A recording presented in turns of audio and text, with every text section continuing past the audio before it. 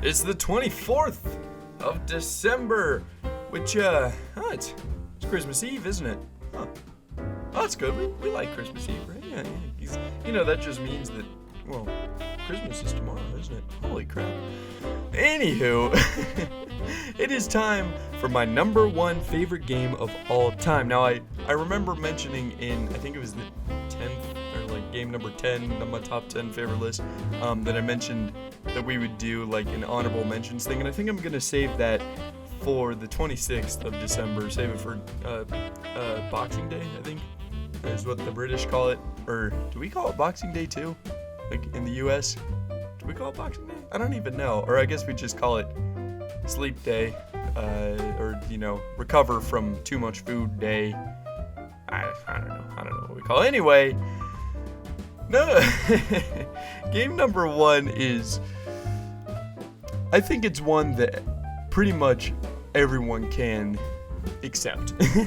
It's a game, unlike Guacamelee, that a lot of people know, and a lot of people really love. I think a lot of people would put it at game number one too. I don't know how many people would, but I think a lot of people would. Anyway, game number one of my top 10 favorite games of all time is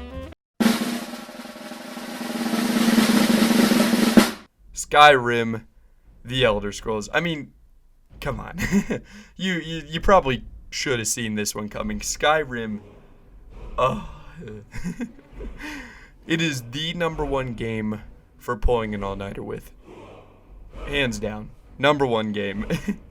If you want a game that will keep you up at night, that will literally take all of the time that you can possibly take out of your life, it's Skyrim. Because even when you complete the main storyline, there is still so many side quests. I mean, even the Night Mother's quests. I mean, those never end. Like, you could keep doing the Night Mother's quest and like not even realize it. You just keep doing them, and and then you all of a sudden look it up on Google and be like, wait, when does the Night Mother's quests end? And it's like, oh, it just keeps going. You're like, oh, sweet, and then all of a sudden you're killing everyone in Skyrim, just for the love of the Night Mother.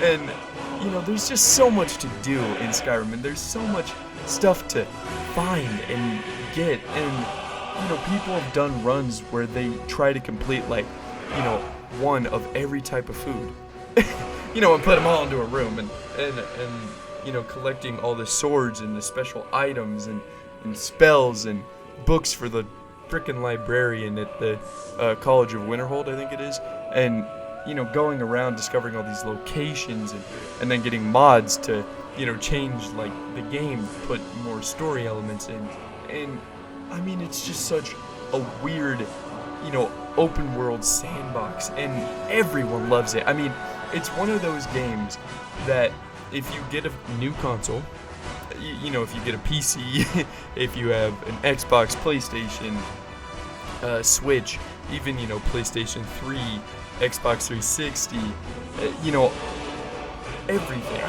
Is it even on the Series S and PlayStation 5? I don't even know. It's probably backwards compatible. Maybe at least on the Xbox. I don't know about the PS5. But I mean, it's a game that has spanned for 3 console generations. And I bet you money that everyone who owns at least one of those 3 console generations, at least, has the game. And I bet you everyone that has maybe all 3 console generations, and PC, and a Switch, have it on all of those too. It's one of those games that you have it on everything. You have it on everything that you have. Right? I mean, it's not just me. I hope it's not just me.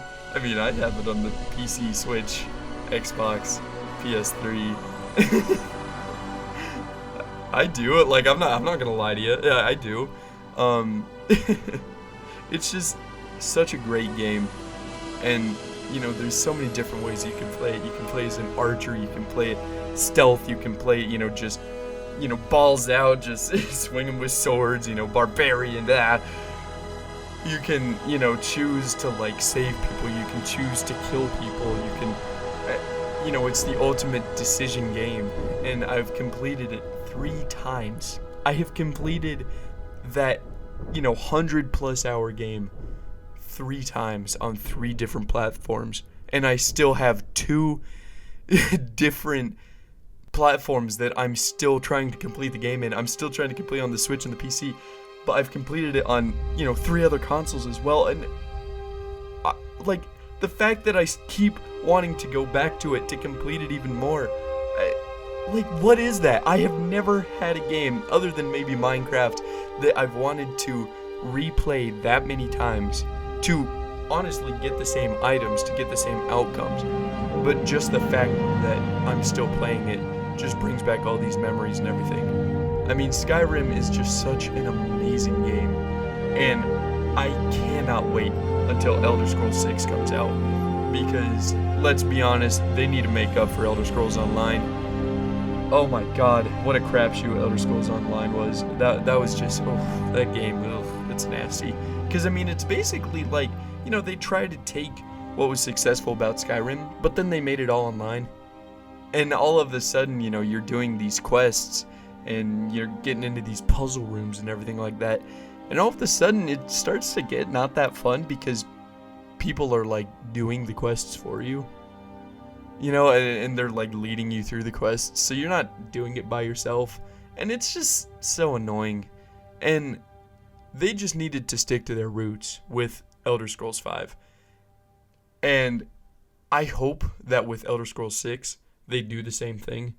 I can't remember what Elder Scrolls 6 is called. If it's like Winterhold or Windhelm or I don't know, something like that.